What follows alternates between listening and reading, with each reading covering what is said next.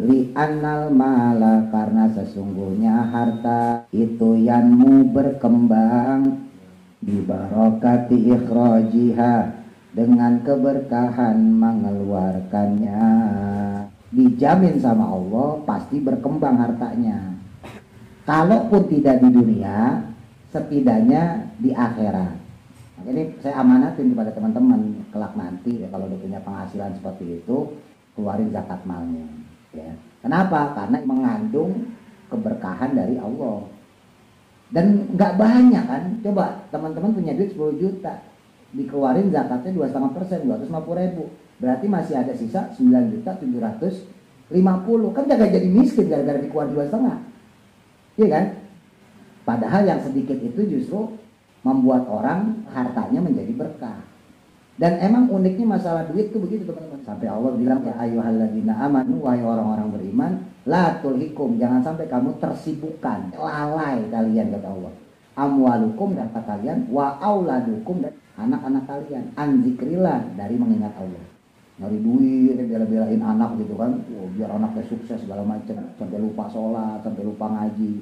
Semakin banyak akan semakin sulit ngeluarin harta. Teman-teman punya duit misalnya 10.000, keluarin 10% dari keluarin 1.000 kan, itu masih gampang. Ketika teman-teman punya duit 100.000, keluarin 10%. 10.000, teman-teman punya duit 1 juta, keluarin 10%. 100.000, mulai mikir. Kalau 10 juta, berarti keluarin 1 juta. Makin gede. Padahal kagak gede itu, sama-sama 10%.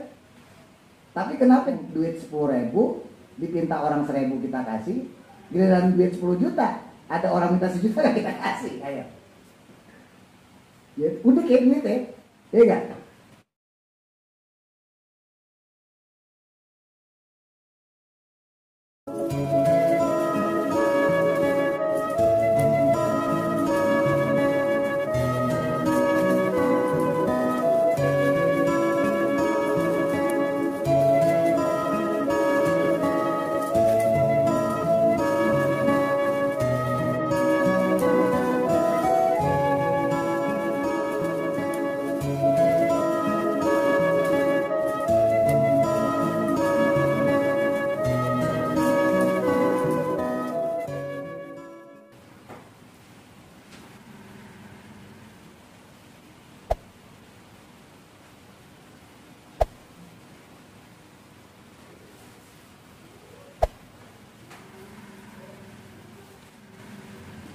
Masih menyambung tentang hadis Nabi Bunyal Islam ya, bahwa Islam itu dibangun dengan 5 perkara, yaitu pertama syahadatain, 2 kalimat syahadat, lalu yang kedua menunaikan sholat atau mendirikan sholat, lalu yang ketiga menunaikan zakat, ya, keempat puasa di bulan Ramadan, yang kelima haji. Cuma nanti di sini setelah zakat yang didahulukan haji dulu di keterangan ini ya. Bismillahirrahmanirrahim. Qala musannifu rahimahullahu ta'ala wa nafa'ana bihi wa bi barakati ulumihi fi darain amin.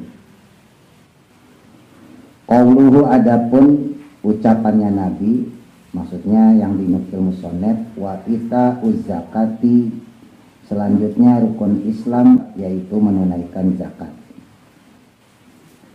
Hada adapun ini, maksudnya menunaikan zakat. Huwa adapun dia, ya adalah, huwa itu adalah, maksudnya menunaikan zakat itu ar-ruknus salisi, rukun yang ketiga, min arkanil islami, dari rukun-rukunnya Islam. Jadi menunaikan zakat adalah rukun Islam yang ketiga setelah syahadat. Terus yang kedua mendirikan sholat. Wa zakati, dan adapun zakat. Apa sih takrif zakat? Definisi zakat, pengertian zakat itu apa sih? Filugati, dalam bahasa, ia adapun dia, ya zakat itu an-numu, berkembang atau bertambah, wal barokatu, dan barokah, ya keberkahan, wa ziyadatul khairi, dan bertambahnya kebaikan. Tuh. Jadi zakat secara bahasa maknanya jadi ada 3, berkembang atau barokah atau bertambahnya kebaikan. Makanya nggak ada sejarahnya orang zakat terus jadi miskin, tuh nggak ada. Justru kebanyakan yang kagak zakat miskin. Ya. Lupa dia sama zakat, dia punya duit banyak, yang dikeluarin zakat fitrah doang, zakat mal kagak. Nah itu kalau dari segi lughah secara bahasa. Wa fi syar'i, dan ada pun dalam istilah syara atau istilah syariat. Lagi-lagi yang model kayak gini berarti ilmiah ya. Ilmiah itu maksudnya jelas secara ilmu gitu. Jadi kita harus tahu pengertiannya itu apa. Kayak sholat kemarin kan, pengertian secara bahasa artinya doa, tapi secara syariat ya bukan sesuatu ibadah yang dilakukan yang diawali dengan takbiratul ihram dan diakhiri dengan salam gitu ya. Jadi nah ini namanya ilmiah, jadi kita harus paham takrifnya, pengertiannya. Nah ini sekarang secara syariat, apa tuh yang dimaksud zakat? Itu ismun, penamaan, liqadarin, untuk suatu kadar, maksusin, yang tertentu, min malin, dari suatu harta, maksusin, yang tertentu pula. Kalau secara syariat yang dimaksud zakat yaitu penamaan untuk pengeluaran suatu kadar tertentu dari suatu harta tertentu pula.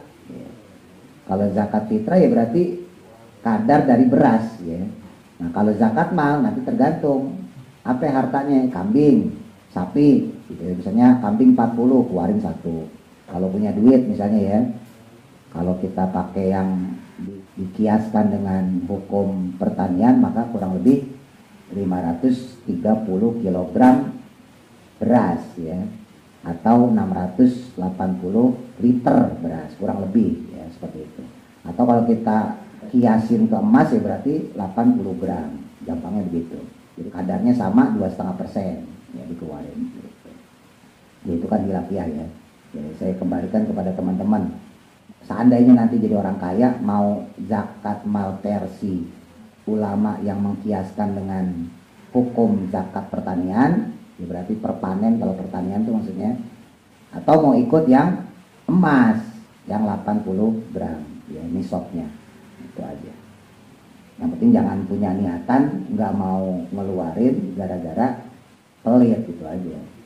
Kadang kan ada orang yang kita harus ikut yang emas 80 gram ya, masalahnya lo kalau ngikut 80 gram kapan ngeluarin duitnya nunggu 80 gram 60 juta ya kan. Lah punya duit 10 juta aja udah beli kulkas baru, beli TV baru kan gitu. Gampangnya gitu lah.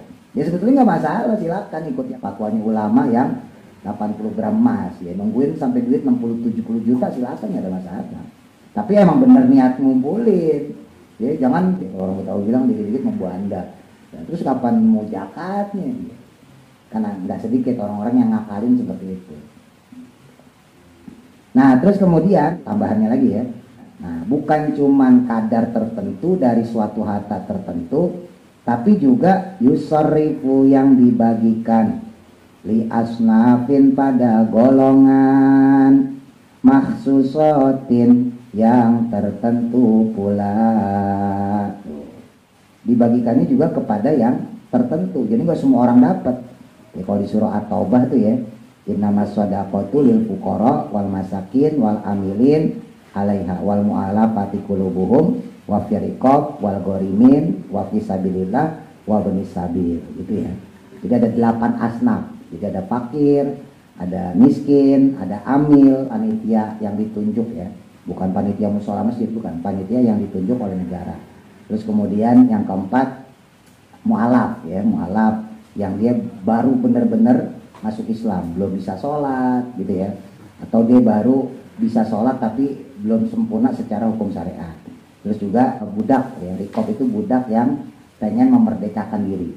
Terus yang keenam gorim, gorim itu orang yang punya utang. Yang ketujuh sabilillah, orang yang berjuang di jalan Allah. Ini ulama khilafiyah ya, Yang satu yaitu yang memang berperang, yang kedua siapapun orang yang fisabilillah, ya, marbot, ya, termasuk ustadz, kiai yang dia fisabilillah. Kalau Habib nggak boleh karena turunan Nabi, ya, turunan Nabi haram untuk menerima zakat. Terus yang terakhir Ibnu Sabil, orang yang dalam keadaan musafir, perjalanan jauh bukan untuk maksiat dan dia kehabisan bekal. Nah itu orang-orang yang secara golongan mendapatkan hak zakat, yang mustahik zakat.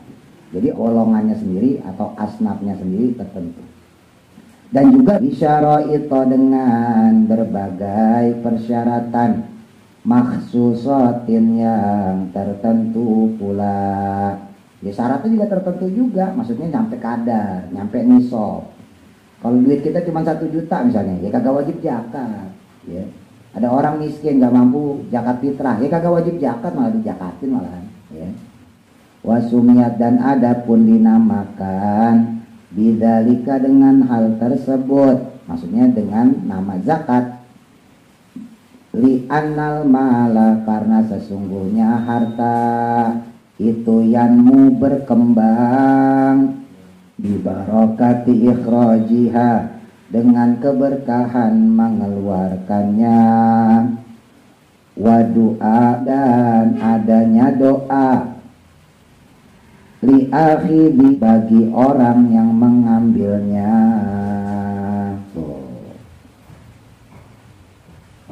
Dinamakan zakat itu karena ketika orang itu mengeluarkan hartanya, dijamin sama Allah pasti berkembang hartanya, pasti bertambah hartanya.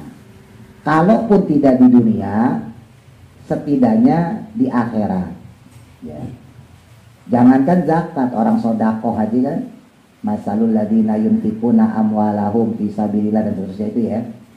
Perumpamaannya orang yang dia mengeluarkan infak sodakoh di jalan Allah, kamasali habbatin, seperti sebuah biji ambatat sab'asanabila yang mana kita tanam terus tumbuh 7 tangkai. Ikuli sumbulatin mi'ata habba. Lalu setiap tangkai tadi tumbuh 100 butir. Jadi ibarat kita nanam nih, taruh seret, tumbuh 7 tangkai, 7 batang. Masing-masing batang 100 butir. Berarti total satu pohon itu 700 buah, gitu ya. Jadi teman-teman sodakoh 1000 itu pahalanya 700.000. Kenapa? Karena 700 kali lipat. Tapi jangan teman-teman 1000 malu-maluin. Ini contoh doang biar gampang hitung ya. Teman-teman sedekah 1000, infak 1000 itu pahalanya bukan 1000 tapi 700.000 karena 700 kali lipat. Bahkan di ayat tersebut ditambahin wa yudha'ifu mayasya. Dan Allah melipat gandakan bagi siapa saja yang dikehendaki. Jadi 700 kali lipat itu belum titik. Ya, masih ada tambahan lagi, bisa Allah lipatin 1000, bisa 10.000, tergantung keikhlasan kita. Nah, kalau yang sodako kan sunnah, itu aja diganjar sampai segitu, apalagi yang wajib. Infak kan sunnah, itu aja diganjar sampai segitu, apalagi zakat yang wajib. Ibadah sunnah sama ibadah wajib tinggian mana derajatnya? Ibadah wajib kan, teman-teman sholat sunnah itu sama wajib bandingan itu 70.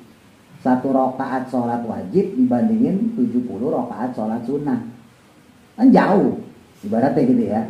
Nah kalau yang sunnah aja infak, sodako mendapatkan pahala sedemikian rupa, apalagi yang wajib berupa zakat. Makanya orang yang pelit aja, walaupun nggak wajib tuh sodako, infak, ya dibenci sama Allah. Walaupun infak atau sodako itu nggak wajib, tapi dibenci sama Allah kalau dia pelit. Nah, apalagi zakat yang wajib. Mungkin kalau zakat itu kemarin lah ya. Orang miskin aja kadang-kadang bela-belain minjem sama sini ya. Yang banyak orang lalai itu zakat malah yang lupa. Nyari duit, kumpulin, ya kan. Kira dia punya duit tapi kagak dikeluarin. Udah tabungannya dicukup gitu, kalau yang nggak masuk nisab nggak masalah. Makanya saya amanatin kepada teman-teman kelak nanti gitu ya, kalau udah punya penghasilan seperti itu, keluarin zakat malnya. Ya. Kenapa? Karena itu mengandung keberkahan dari Allah.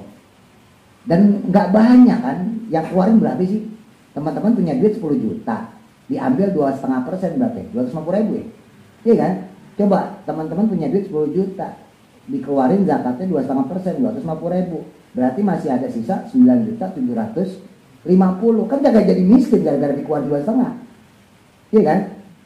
Padahal yang sedikit itu justru membuat orang hartanya menjadi berkah. Dan emang uniknya masalah duit tuh begitu teman-teman. Makanya disebutin salah satu ujian hidup kan duit ya. Sampai Allah bilang ya ayyuhalladzina amanu la tulhikum amwalukum wala auladukum an dzikrillah. Ya ayyuhalladzina amanu, wahai orang-orang beriman, la tulhikum, jangan sampai kamu tersibukkan.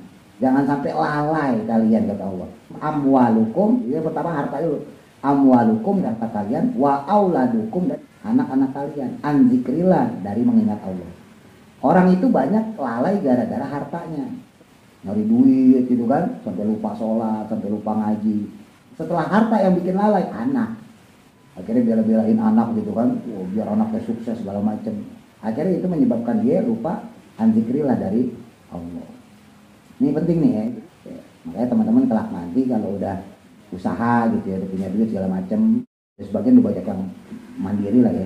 Nanti dibiasain, ya dilatih, ya keluarin zakat. Ya tadi, karena harta itu semakin banyak, orang akan semakin sulit ngeluarin harta. Oke lah, teman-teman punya duit misalnya 10.000, gak usah 2,5%, 10%. Teman-teman punya duit 10.000, keluarin 10%, berarti dari keluarin 1.000 kan? Itu masih gampang. Punya duit 10.000, keluarin 10%, 1.000 keluarin. Itu masih gampang. Tapi ketika teman-teman punya duit 100.000, keluarin 10%. 10.000, mulai mikir. Teman-teman punya duit 1 juta, keluarin 10%. 100.000, makin gede kan? Padahal kalau dari nominal sama-sama 10%. Kalau 10 juta, berarti keluarin 1 juta. Coba. Kan pasti makin juga. Oh, makin gede. Padahal kagak gede itu, sama-sama 10%. Cuman ya itulah ujian duit itu di situ, benar ya? Mas Didit lah gitu ya, Mas Didit, Mas Wanda udah asumsi punya duit nih 10.000, saya minta dong 10%. Oh, akhirnya ngasih. Nih bosok bang 1.000. Iya enggak? Coba kalau di kantongnya ada 10 juta. Minta dong 10%. Berarti minta berapa? 1 juta kan? Dikasih enggak? Tar dulu. Padahal sama-sama 10% loh. Iya enggak? Nah, itu ujian duit itu di situ yang kadang kita nggak sadar. Padahal kalau secara nominal matematik kan totalnya sama-sama 10%. Tapi kenapa duit 10.000 dipinta orang 1.000 kita kasih, giliran duit 10 juta ada orang minta 1 juta kita kasih, ayo. Ya, udah kayak duit ya, iya enggak? Ya coba deh, udah gitu kan. Punya duit 10 juta nih, asalnya punya duit 10 juta, Mas Wanda, Mas Didit punya duit 10 juta. Coba saya minta 10%, 1 juta. Wah, tar dulu ya kan. Ustaz kalau utang ya jangan. Gitu ibaratnya. Tapi kalau 10.000, saya minta 10%. Minta dong Mas Didit 10%. 1.000 dong berarti kan. Pastinya sih. Wah, itu kagak pakai babi bu lagi, seret gitu kan. Padahal sama-sama 10% itu. Itu duit tuh sampai segitu menipu kita.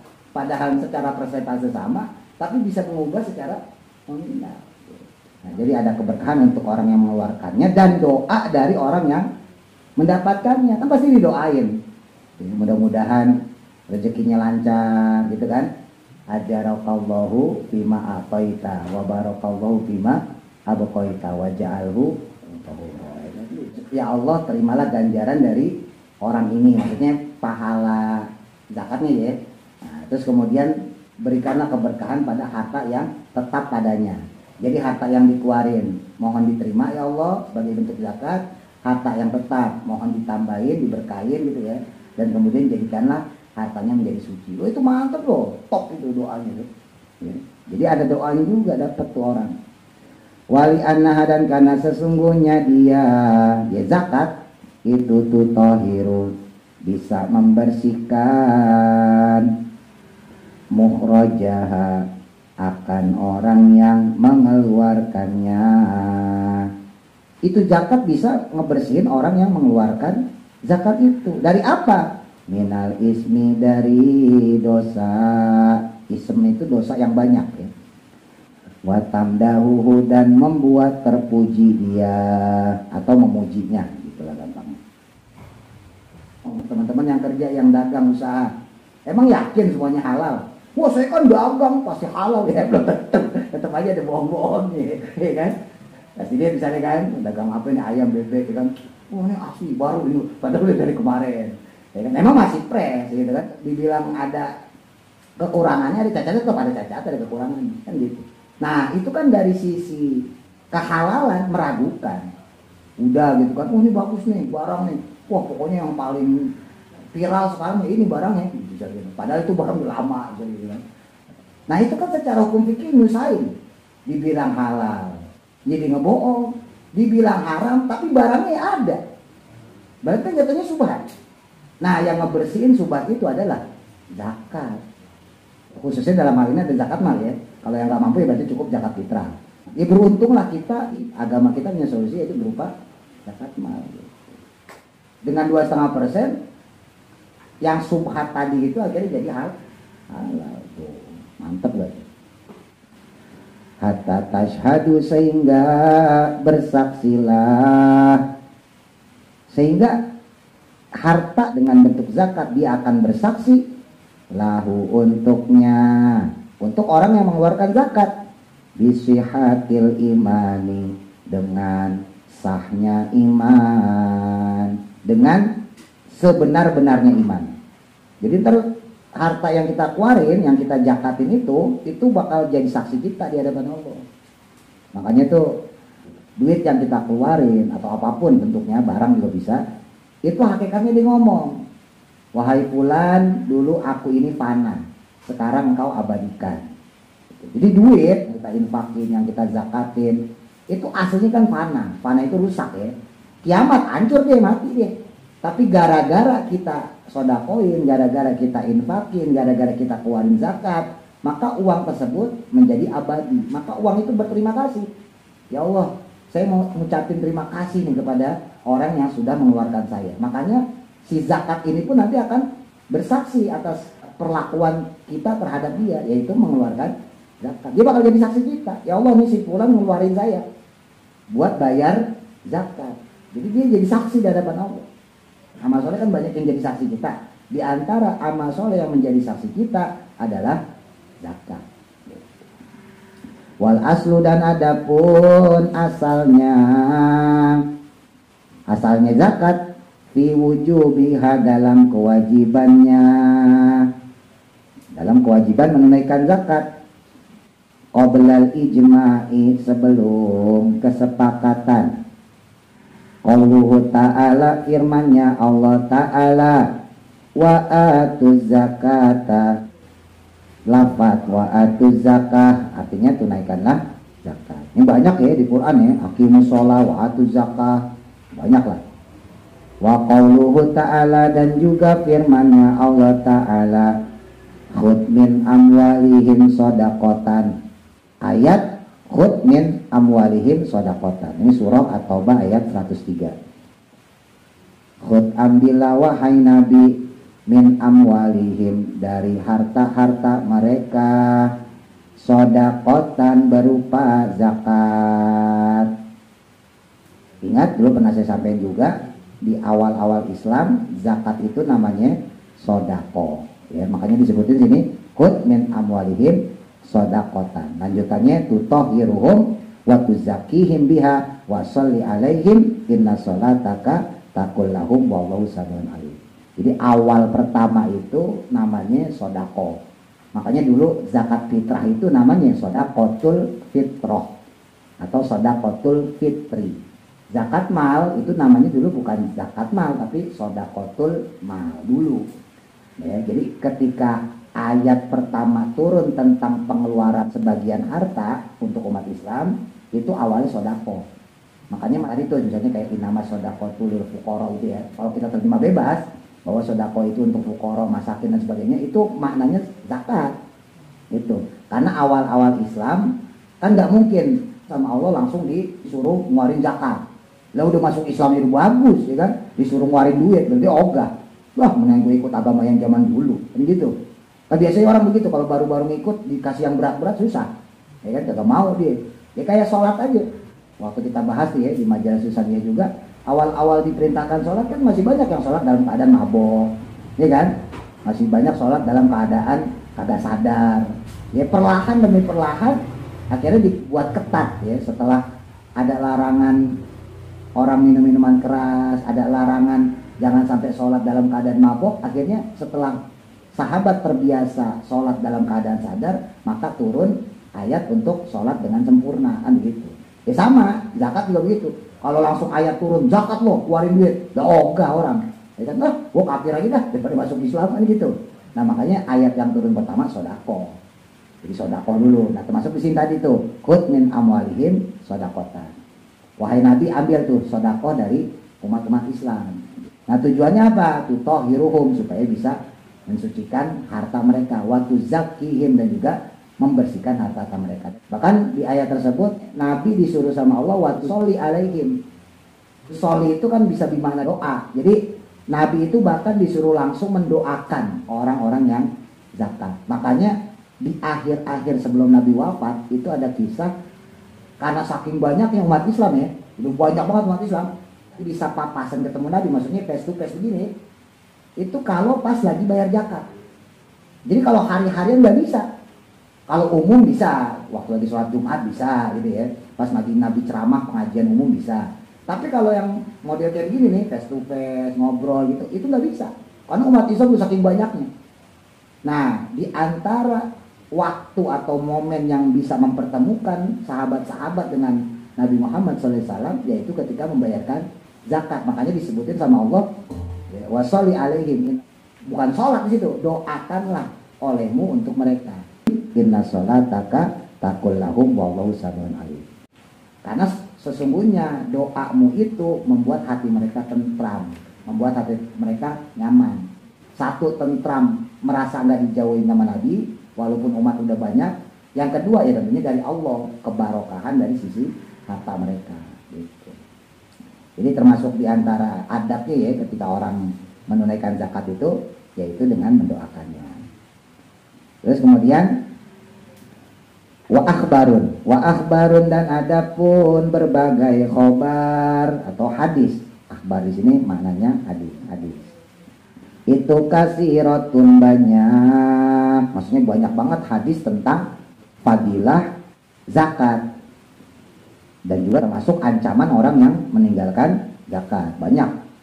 Minha adapun diantara darinya, maksudnya diantara hadis-hadis yang banyak tadi.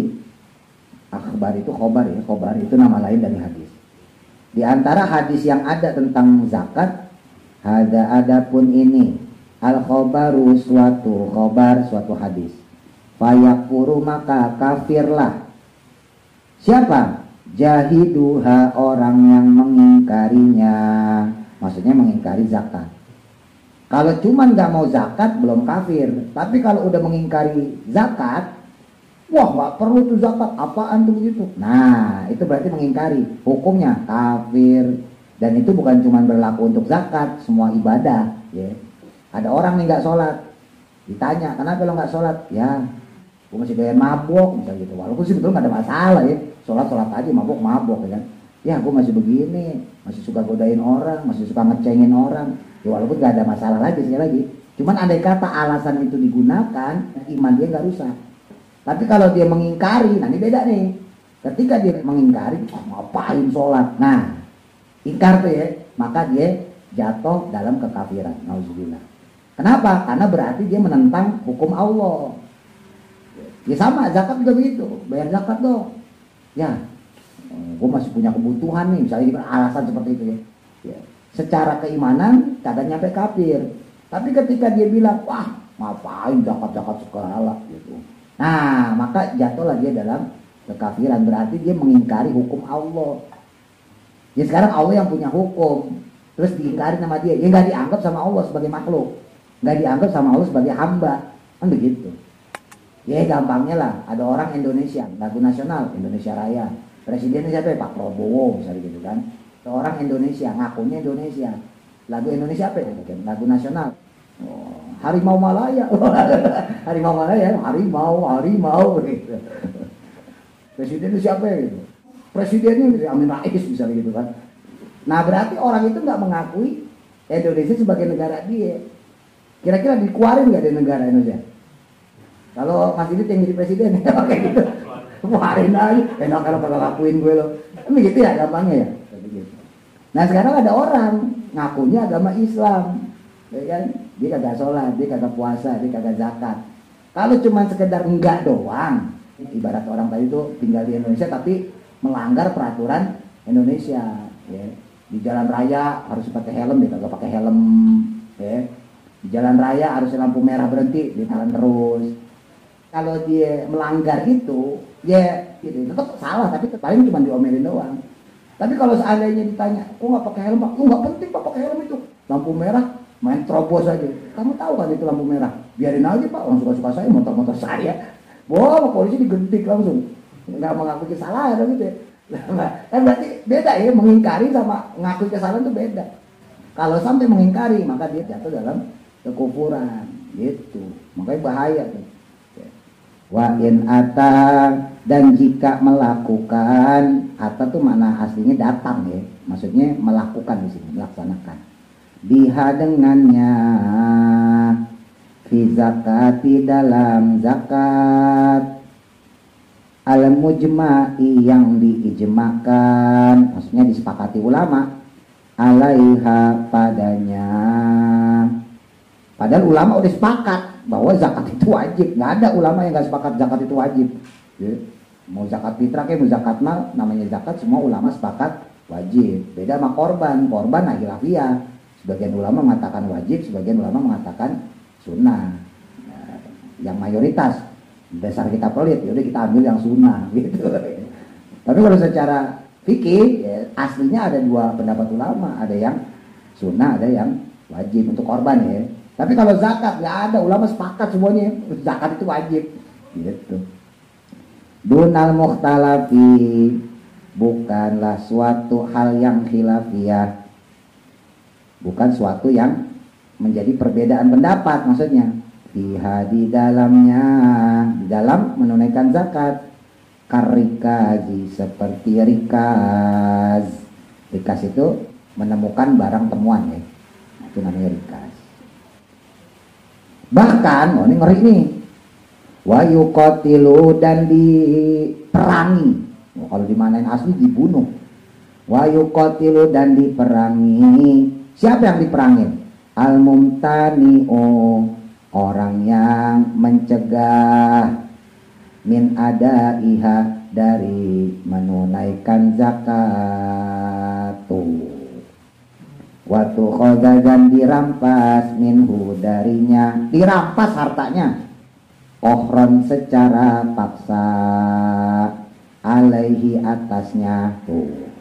Bahkan boleh hartanya dirampas secara paksa, diambil, zakatnya berapa misalnya, 1 ekor kambing, ambil langsung. Kama fa'ala siddiqi, sebagaimana yang melakukannya atau yang telah dilakukan sahabat Abu Bakar As-Siddiq radhiyallahu taala anhu. Bahkan harus diperangin orang kayak gitu. Makanya Sayyidina Abu Bakar itu ketika beliau menjabat jadi khalifah, ya, menggantikan Rasulullah, dalam hal ini menggantikan secara posisi kepemerintahan ya, bukan secara nubuah. Nah, secara kenabian nggak ada lagi nabi selain Nabi Muhammad, tapi secara pemerintahan digantikan oleh Sayyidina Abu Bakar. Nah, di zaman Khalifah Abu Bakar itu ada 2 masalah yang sangat krusial.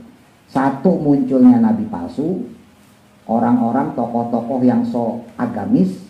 Terus yang kedua, yaitu membangkangnya orang-orang kaya yang tidak mau menunaikan zakat. Terkait hal ini ya, permasalahan yang kedua yang menimpa Sayyidina Abu Bakar ketika menjadi khalifah, yaitu banyaknya orang-orang yang tidak lagi mau menunaikan zakat. Kenapa? Karena dianggapnya zakat itu hanya wajib di masa Nabi. Ketika Nabi udah meninggal, dianggap oleh mereka, berarti nggak perlu zakat lagi. Dan Sayyidina Abu Bakar pinter, kalau nggak zakat lagi berarti sholat juga nggak perlu dong. Kalau zakat juga nggak perlu, berarti puasa Ramadan nggak usah dilakuin dong. Kalau semuanya hanya dilakukan ketika adanya Nabi Muhammad, makanya diperangin sama Sayyidina Abu Bakar gitu. Dan itu kan salah satu kejadian yang bisa dibilang membuat kesenjangan sosial di zaman Sayyidina Abu Bakar. Jadi orang yang kaya makin kaya, yang miskin makin miskin. Kenapa? Karena orang yang kaya nggak mau menyisihkan sebagian hartanya buat yang fakir, yang miskin gitu. Makanya diperangin banget sama Abu Bakar. Makanya Sayyidina Umar itu ketika melihat Sayyidina Abu Bakar sampai segitunya, bahasa kita tuh belusukan lah gitu ya, belusukan ke kampung-kampung. Bayangin lo presiden lo, bukan presiden yang ini, bukan presiden, belusukan sampai ke pelosok-pelosok, ke daerah-daerah terpencil, nyari orang kaya yang gak mau ngeluarin zakat. Itu Sayyidina Umar itu sampai salut. Sayyidina Umar itu sampai acungin jempol. Kata Sayyidina Umar, saya kira saya sahabat yang paling serem. Saya kira saya sahabat Nabi yang paling garang, paling keras. Ternyata ada yang lebih keras lagi, Sayyidina Abu Bakar. Karena menurut Sayyidina Umar gak perlu diperangin juga, orang mau bayar zakat aja kan, tagih aja. Makanya kata Sayyidina Umar, gue kirain gue yang paling serem. Ternyata adalah yang paling serem. Jadi Sayyidina Abu Bakar itu kemudian diacungin jempol sama Sayyidina Umar. Ternyata ada yang lebih garang dari dia. Setelah mengetahui Sayyidina Abu Bakar menjabat sebagai khalifah. Sampai-sampai Sayyidina Abu Bakar tuh kagak dagang. Sayyidina Abu Bakar kan tuh pedagang ya. Sampai-sampai Sayyidina Abu Bakar untuk nyari orang-orang, satu yang mengaku menjadi nabi, atau yang kedua mencari orang-orang yang nggak mau menunaikan zakat walaupun dia udah punya harta sesuai nisab. Itu sampai ninggalin dagangnya. Jadi dia nggak sempet dagang lagi. Sampai ninggalin kayak gitu. Akhirnya Sayyidina Umar punya inisiatif. Ya udah kita masukin aja upahnya Sayyidina Abu Bakar sebagai khalifah melalui Baitul Mal. Kan waktu itu udah terbentuk ya Baitul Mal wa Tamwil, tempat menampung zakat-zakatnya orang. Akhirnya Sayyidina Abu Bakar digaji. Ya kan orang udah sampai gak kerja lagi. Mau gak mau akhirnya digaji sama Baitul Mal wa Tamwil. Dan itu juga memang gara-gara Sayyidina Abu Bakar juga mau kerja awalnya, mau dagang.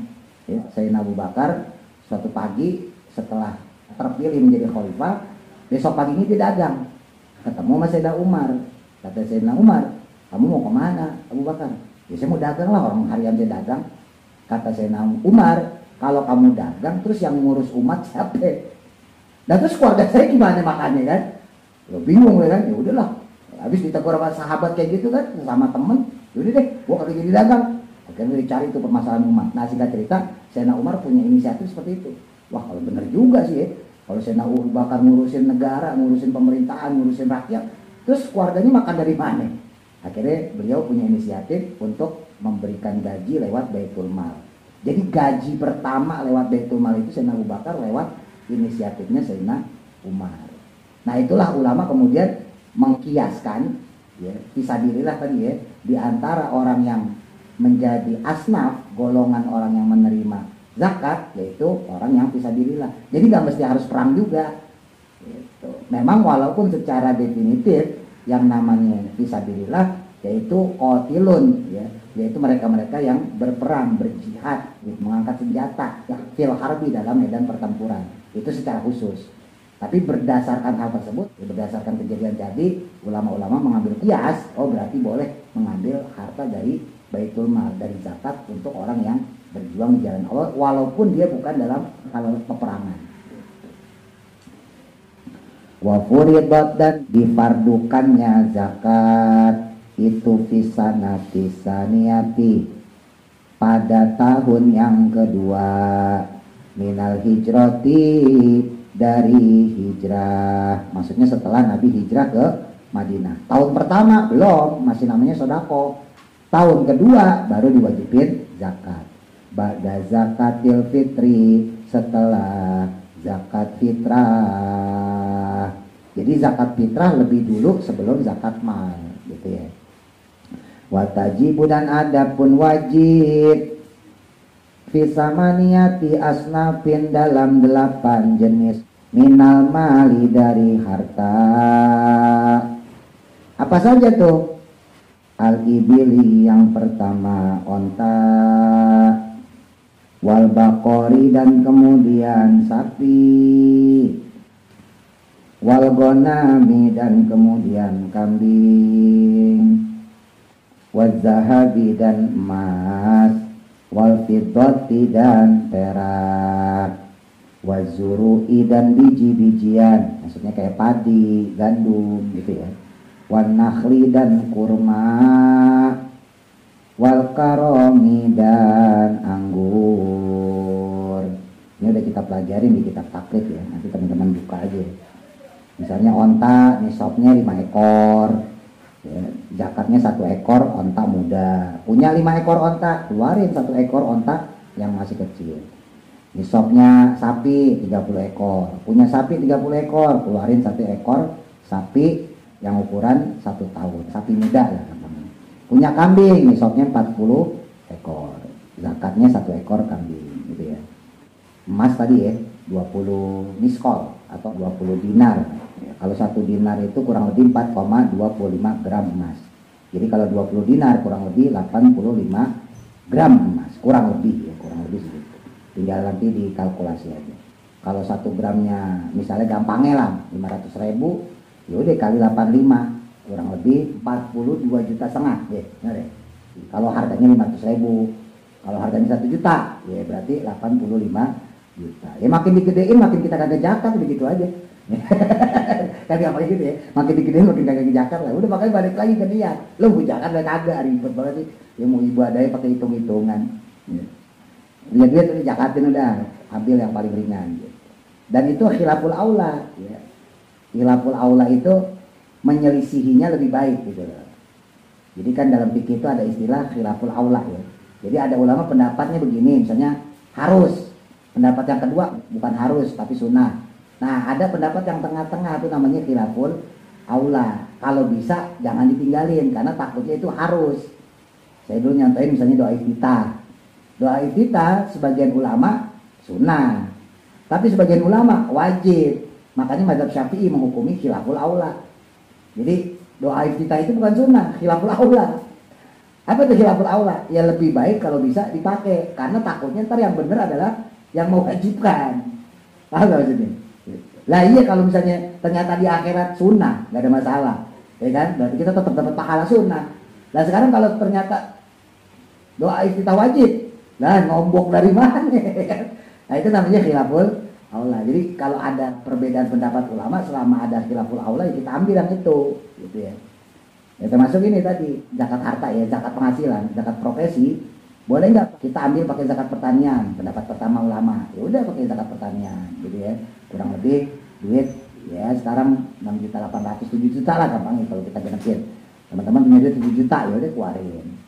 Tapi ada juga pendapat yang nggak perlu juga nunggu sampai 85 gram emas. Kalau 1 gram emas katakan 500.000 lah paling murah, berarti nungguin 42,5 juta ya, benar ya? Benar nggak? Benar lah, lama banget hitungnya. Kalau 1 juta aja berarti 85 juta kan gitu. Dibagi 2 berarti 42,5 juta gitu ya, repot gitu. Nah, gampangnya gitulah. Nah, di situ kan nanti pasti ada khilaful aula. Perbedaan tengah-tengah. Nah, udah tinggal pilih yang mana. Lah, iya kalau yang diterima Allah yang 42,5 juta. Lah kalau yang benar ternyata yang 7 juta gimana? Kan gitu. Ya. Bisa pakai korban juga gitu. Korban itu sebagian menghukumi wajib buat yang punya duit loh. Ya, bukan yang belum korban, bukan. Yang sudah punya duit. Baik dia sudah berkorban atau belum tetap wajib menurut versi yang wajib.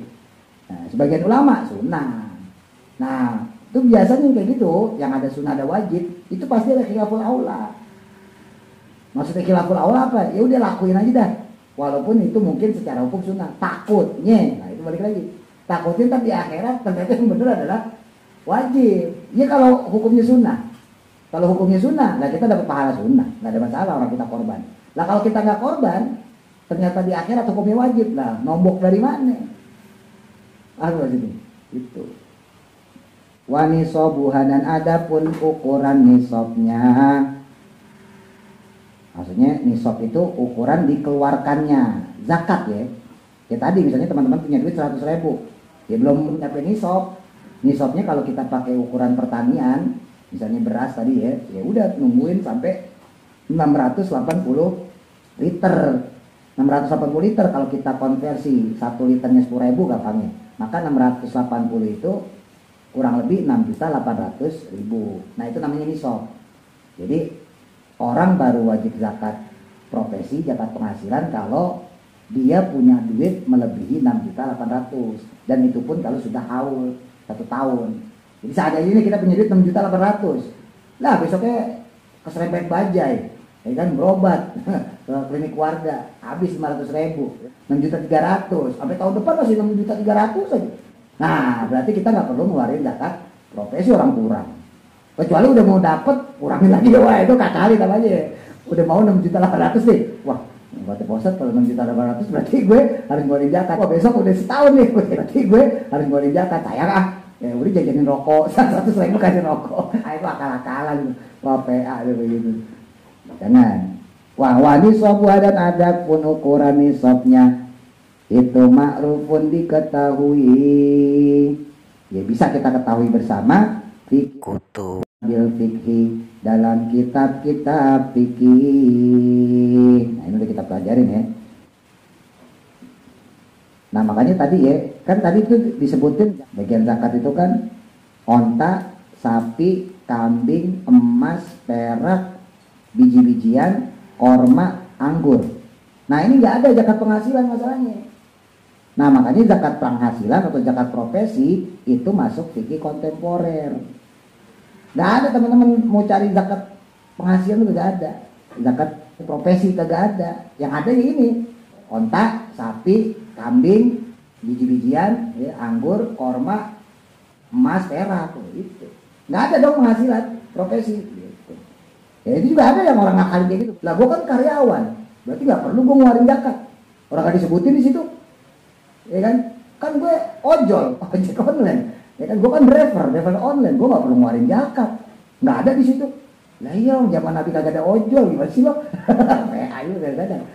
Makanya ulama ngasih fatwa, ya kan dikiaskan dengan barang dagangan. Walaupun memang tidak ada, tapi di zaman tabi'in itu sudah ada zakat profesi. Cuman saat itu adalah bentuk barang, gitu. Seiring berkembangnya Islam saat itu ya, itu kan umat Islam banyak yang menjadi pengusaha. Ada yang dagang selimut, ya, ada yang dagang baju, macam-macam. Nah sekarang pedagang itu dagang baju, dagang selimut nggak disebutin di sini, iya kan? Nah makanya akhirnya mereka yang sadar diri bahwa mereka punya harta berlebih tetap ngeluarin zakat. Memang di zaman Nabi, di zaman sahabat, orang tuh kalau punya duit dinar atau dirham, ya itu pasti dibentukin emas. Apalagi dinar dirham sendiri udah bentuk emas. Dinar itu emas, dirham itu perak, ya. Dinar itu udah bentuk kepingan emas. Nah, satu dinar itu kurang lebih 4,25 gram, ya. Dirham itu bentuk perak. Jadi dinar sendiri aja udah emas, terus dirham sendiri sudah perak. Tapi sering berjalannya waktu, orang udah nggak ngumpulin lagi dinar dirham. Ditambah Islam udah makin meluas. Masing-masing negara, misalnya di Persia, apalagi ketika Islam sudah masuk Andalusia, ya sekarang Spanyol, udah menguasai daratan sebagian Afrika dan sebagainya, mata uang itu disesuaikan sama negara masing-masing. Lah iya, jadi dinar dirham itu berlaku hanya di sebagian besar wilayah Islam, tapi wilayah kecil itu nggak kepake dinar dirham. Mereka masih pakai mata uang daerah, masih pakai sistem barter dan sebagainya. Nah mereka yang punya kelebihan dalam hal ini, misalnya dia dagang baju, dia dagang selimut, maka orang ini punya inisiatif, gue tetap harus bayar zakat. Nah ini mentalnya zaman dulu sama zaman sekarang, beda di situ, ya. Zaman dulu gimana caranya gue bisa ibadah dengan sempurna, agar dicarilah fatwa-fatwa ulama-ulama tuh. Makanya ada, nanti kalau teman-teman belajar Mazhabul Arba'ah ya, itu ada pendapatnya Imam Maliki, ya, Imam Malik bin Anas, ini yang periode tabi'in ya. Terus juga ada Imam Daud Az-Zohiri yang mengatakan ya walaupun kalian itu pedagang, ya maka kalian tetap harus mengeluarkan zakat. Nah makanya ulama yang sekarang, ulama yang zaman ini ya, modern ya, kontemporer, merujuknya ke situ. Orang di zaman tabi'in aja mereka pada ngeluarin zakat, walaupun mereka bukan pemilik onta, bukan pemilik kambing, bukan pemilik sapi, tapi mereka pedagang. Mereka bukan pedagang korma, kalau korma jelas ada zakatnya. Mereka bukan pedagang anggur jelas ada zakatnya. Dan ini mah pedagang biasa, pedagang baju, ya, pedagang selimut, bahkan ada yang jasa, kuli-kuli itu kan jasa juga.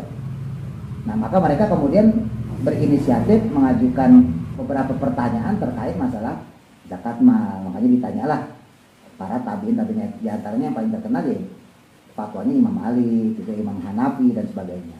Ya udah akhirnya ijtihad tersebut dikiaskan oleh ulama-ulama kontemporer zaman sekarang. Intisarinya yaitu orang yang punya kelebihan duit, sebagaimana hikmah dari zakat itu sendiri kan begitu. Hikmah dari zakat itu kan buat orang yang punya kelebihan harta. mau hartanya dari mana saja kan gitu ya. Memang betul secara hukum asal hukumnya itu memang dari yang 8 jenis pekerjaan tadi. Dia punya kambing, dia punya sapi, dia punya onta, dia punya emas perak dan sebagainya. Tapi kalau dihukumi secara tekstual maka orang-orang kaya yang tidak ada kaitannya dengan 8 hal tadi, nggak ada kaitannya sama onta, nggak ada kaitannya sama sapi, nggak ada kaitannya sama kambing, emas, perak, ya, kurma, anggur gitu dan sebagainya, maka dia nggak terkena hukum zakat. Loh berarti malah jadi nggak adil dong Islam. Masa orang yang punya kelebihan harta dari 8 sisi tadi dia diwajibin zakat, di sisi lain ada orang punya harta lebih banyak tapi gara-gara nggak ada hubungan dengan 8 jenis tadi lalu kemudian tidak diwajibin zakat. Oh, berarti Islam nggak adil. Makanya intisarinya ada pada kelebihan harta gitu. Karena targetnya zakat sendiri tadi disebutin ya adalah untuk mensucikan harta. Walihada dan adapun karena hal ini wajabat maka wajib pula lisamaniyati asnafin untuk 8 golongan dari 8 jenis yang diwajibkan secara bentuk barang yang dizakati, maka diwajibkan pula 8 golongan penerima zakat. Min tobaqotin nasi, dari tingkatannya manusia. Wahum adapun mereka itu alladzina adalah orang-orang zakarohum yang menyebutkannya mereka. Siapa? Allah Ta'ala yang disebutkan oleh firman Allah Ta'ala.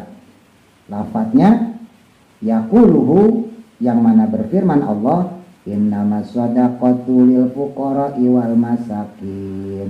Al-ayah ya. Lafadz innamas shadaqatu lil fuqara'i wal masakin.